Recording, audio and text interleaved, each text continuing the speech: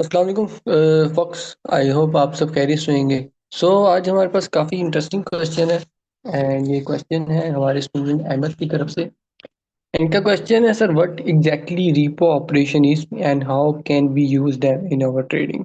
सो very good question है Ahmad. And अच्छा देखिए, वर्ड रीपो जो है, अगर ये एक शॉर्ट फॉर्म है जिसको फाइनेंशियल मार्केट के अंदर हम कहते हैं रीपरचेजिंग एग्रीमेंट, उसकी ये एक शॉर्ट फॉर्म है। ठीक है, तो जब भी हम रीपो ऑपरेशन या रीपो की बात करते हैं, बेसिकली वो रेफर कर रहा होता है हमें टू रीपरचेजिंग एग्रीमेंट, जो कि दो पार्टीज के बीच में हो रहे होते हैं फाइनेंशियल मार्केट में। इसी तरह रिवर्स रीपो ऑपरेशन, जो कि कुछ दूसरी टर्म्स इसके रिलेटेड यूज होती हैं। जो प्रोसेस है, जिसकी रीपो ऑपरेशन होता क्या है, इसको अगर मैं सिंपली एक्सप्लेन करूं कि एक पार्टी है, एक बंदा है जिसके पास बहुत ज़्यादा एसिड्स हैं। ठीक है, और वो उसको कैश की ज़रूरत है, कैश की हाथ पैसों की ज़रूरत है, शदीद शदीद किस्म की। तो वो क्या करता है, जो उसके पास एसिड है उसको एज ए कोलेटरल के तौर पे रखवा के कैश जो है वो बोरो कर लेता है। तो ये एक तरह का रीपो ऑपरेशन हो गया, रीपरचेजिंग एग्रीमेंट हो गया।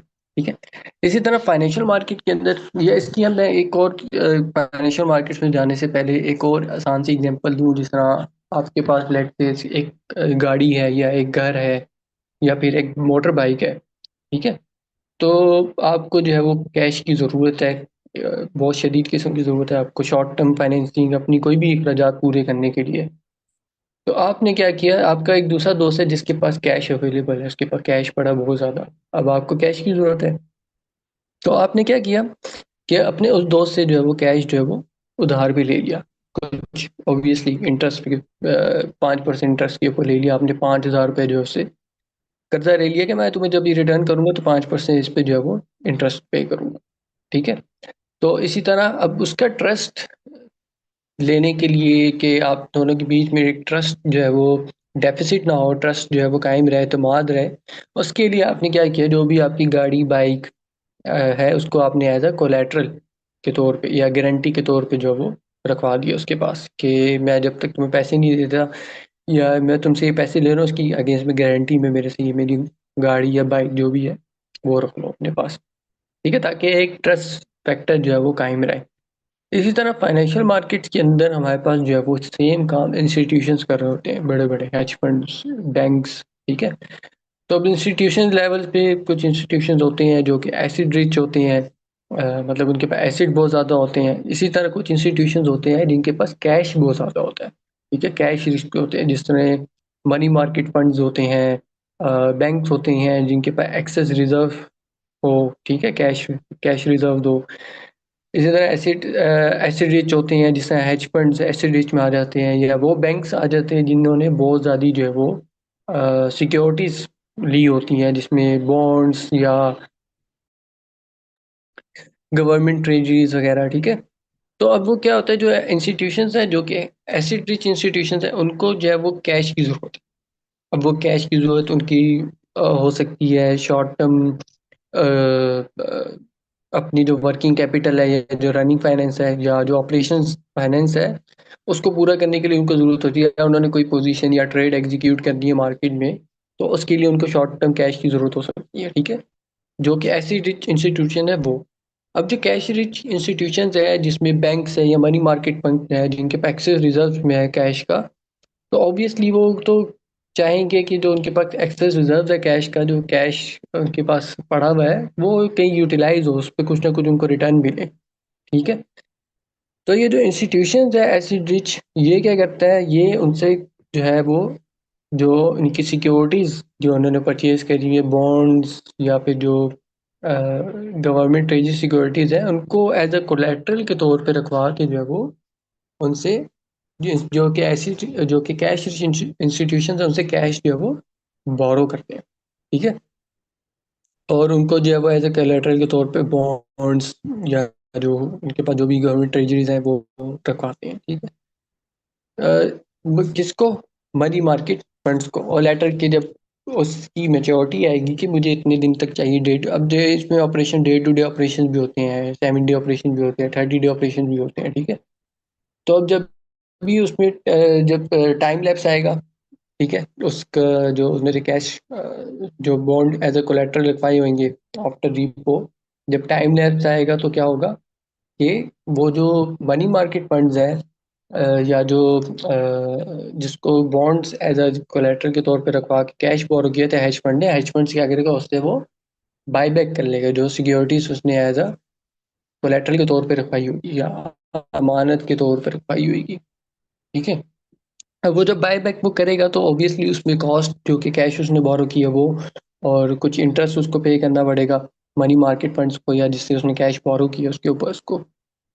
तो अब इस पूरे प्रोसेस में जो कि जो बोरोअर था, ठीक है, जिसने पैसे बोरो करे जो कि हेज फंड है लेट्स से, उस वो उसने जो काम किया उससे कैश बोरो किया, इसको कहते हैं रीपरचेजिंग एग्रीमेंट। ठीक है, रीपो इन शॉर्ट फॉर्म। और जो मनी मार्केट फंड्स है जिसने उसने सिक्योरिटीज एज अ कोलेटरल के तौर पे रखी इस इंटेंशन के साथ कि फ्यूचर में मैं इसको वापस सेल करूंगा और जो इसको वापस सेल करूंगा विद इंटरेस्ट और जो कैश उसने बोरो करा मेरे से उसके साथ, तो इसको हम कहते हैं रिवर्स रेपो। ठीक है, या रिवर्स रीपरचेजिंग एग्रीमेंट। ओके, अब जो फेडरल रिजर्व है वो ऑब्वियसली डे टू डे जो है वो इन्फ्लुएंस करता रहता है डे टू डे ट्रेडिंग में फेडरल फंडेड मार्केट में, ताकि जो फाइनेंशियल मार्केट है वो स्टेबलाइज रहेंगे और जितनी भी लिक्विडिटी की नीड्स है मार्केट में वो सारी जो है वो पूरी होती रहे। इसी तरह हमारे पास जो है वो ओवरनाइट रेपो रेट्स होते हैं जिससे इंटरेस्ट रेट होते हैं, इसी तरह रेपो रेट जिसके ऊपर जो है वो ये बॉर्डरिंग लैंडिंग और बॉर्डरिंग हो रही होती है। ठीक है, डिफरेंट पार्टिसिपेंट जो है वो ट्रेजरीज को स्वैप कर रहे होते हैं, बॉन्ड्स को स्वैप कर रहे होते हैं कैश के साथ, ताकि अपनी जो शॉर्ट टर्म कैश नीड है उसको जो है वो पूरा कर सके। ठीक है, इंश्योर कर बैंक जो है वो ये यूजुअली काम करते हैं नॉर्मली आमतौर पे, ताकि वो अपनी लिक्विडिटी जो रिक्वायरमेंट है उनकी डेली ऑपरेशन की उसको मीट कर सके और सफिशिएंट रिजर्व जो अपने पास जो है वो मेंटेन कर सके।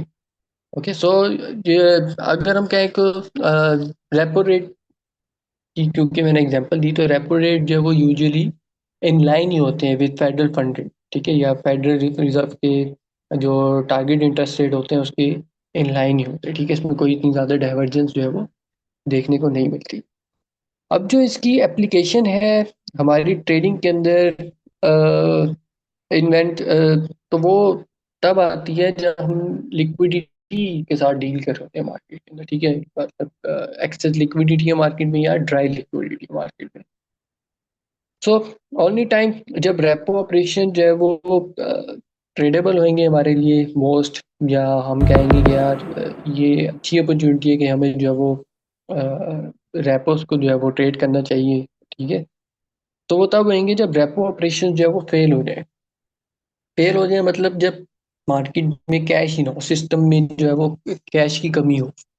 ठीक है, मतलब कि जिस तरह अब जो इसको कैश की नीड है उसके लिए कैश अवेलेबल नहीं है। ठीक है, और जिसके पास कैश अवेलेबल है वो किसी को देना नहीं चाह रहा।